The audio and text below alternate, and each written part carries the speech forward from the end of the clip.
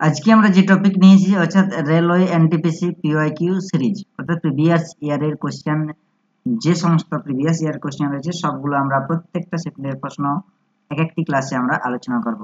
তো আমাদের এই টপিকের মধ্যে রয়েছে জিকে এবং জিএস এর সমস্ত অর্থাৎ 40টি করে প্রতি শিফটে যে 40টি প্রশ্ন রয়েছে সেই প্রত্যেকটি 40টি প্রশ্ন নিয়ে আমরা আলোচনা করব।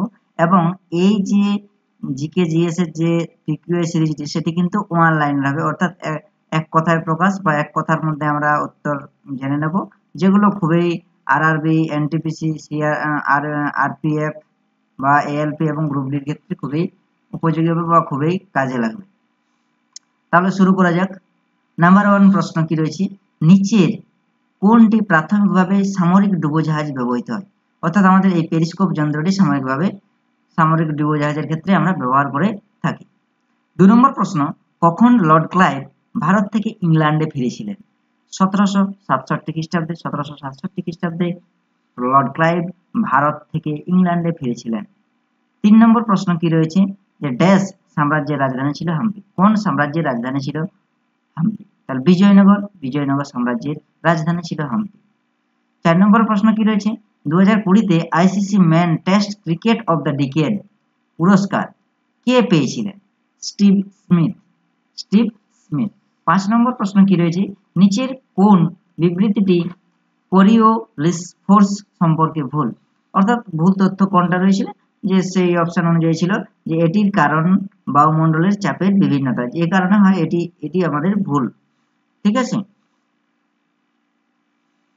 6 নম্বর প্রশ্ন রয়েছে, যে কম্পিউটারের র্যাম এর অবস্থান, অর্থাৎ র্যাম কোথায় থাকে?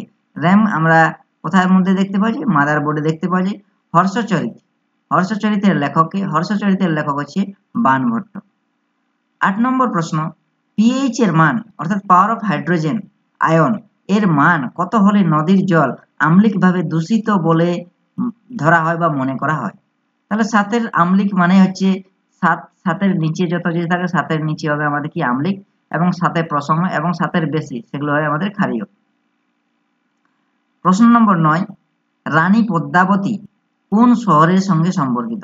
বা পদ্মাবত ছত্তিশগড়ের সাথে সম্পর্কিত। 10 নম্বর প্রশ্ন, ন্যাশনাল ওয়াটার ওয়ে 3 ভারতের কোন শহরে অবস্থিত? এই ন্যাশনাল ওয়াটার ওয়ে 3 শট এটি আমাদের কেরালাতে অবস্থিত। প্রশ্ন নম্বর 11, ভারতের কোন দেশের সঙ্গে দীর্ঘতম আন্তর্জাতিক সীমানা ভাগ করেছে? তাহলে ভারত বাংলাদেশের সঙ্গে সবচেয়ে বৃহত্তম আন্তর্জাতিক সীমানা ভাগ করেছে। 12 নম্বর প্রশ্ন, মার্চ 2017 সালে ভারতীয় রেলের গমনপথ কত ছিল? 67,368। যে সংকীর্ণ অঞ্চল যেখানে স্থল, জল এবং বায়ু পরস্পরের সঙ্গে যুক্ত হয় তাকে কি বলে? অর্থাৎ তাকে কি বলে? তাকে বলা হয় আমাদের বায়োস্ফিয়ার। 14 নম্বর প্রশ্ন, অরুণাচল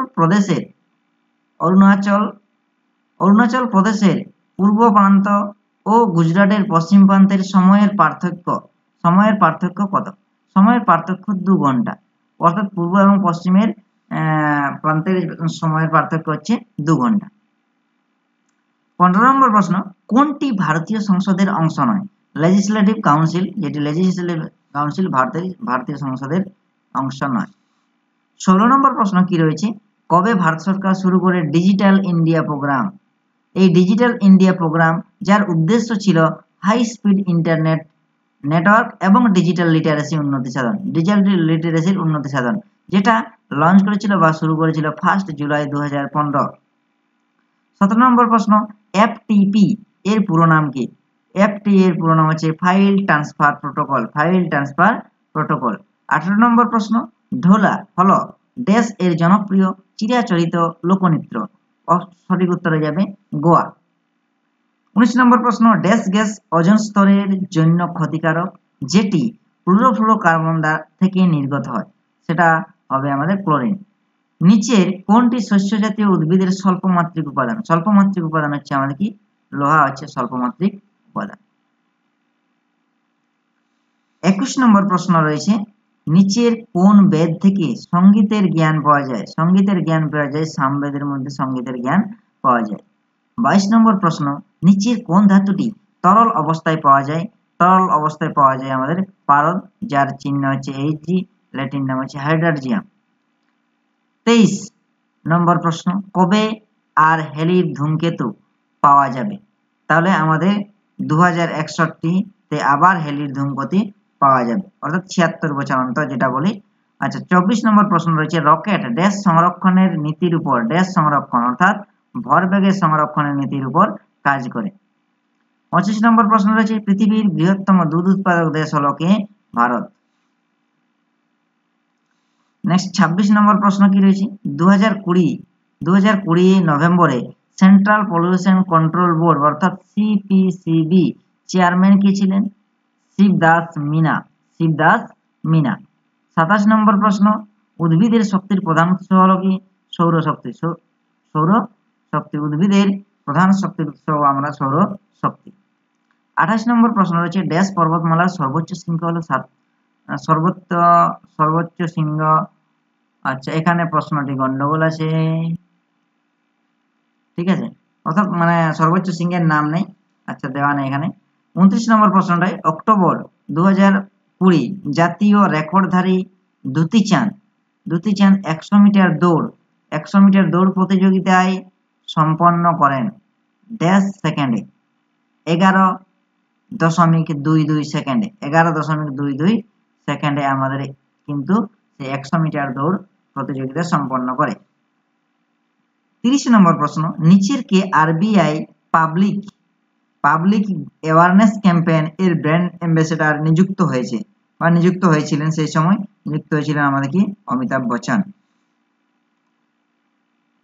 নেক্সট 31 নম্বর প্রশ্ন রয়েছে, কবে ভারতের প্রথম মুন মিশন চন্দ্রযান 1 স্পেসক্রাফটের সঙ্গে যোগাযোগ বিচ্ছিন্ন হয়েছিল 29 আগস্ট 2009। কোয়েশ্চেন নাম্বার 32 অর্থাৎ 32 নম্বর প্রশ্ন কি রয়েছে, ভারতীয় জাতীয় কংগ্রেসের প্রথম মুসলিম সভাপতি কে? জাতীয় কংগ্রেসের প্রথম মুসলিম সভাপতি কে? বদরুদ্দিন তাইবেজি। জাতীয় কংগ্রেসের প্রথম মুসলিম সভাপতি হচ্ছে বদরুদ্দিন তাইবজি। 33 নম্বর প্রশ্ন, নিচের কোন দেশে একাধিক মেরিডিয়ান আছে?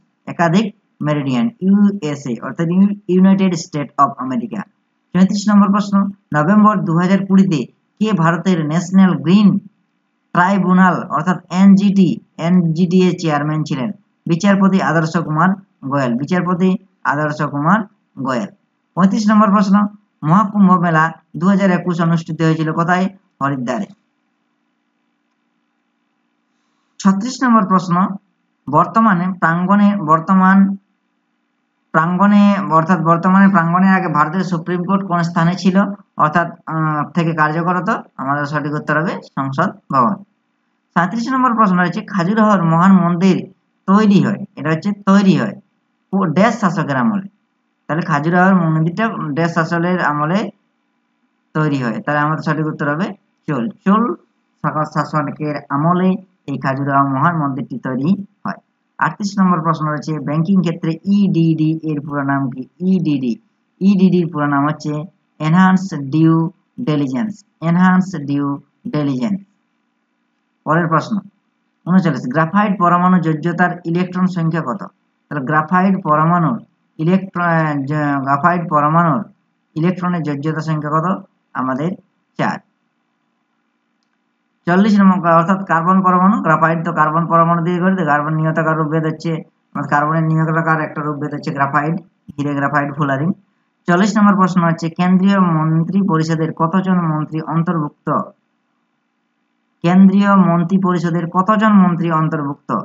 উত্তর হবে লোকসভার সমস্ত প্রতিনিধি অর্থাৎ লোকসভায় যত যে প্রতিনিধি থাকে তার মধ্যে 15% অর্থাৎ 15% আমাদের অন্তর্ভুক্ত থাকে।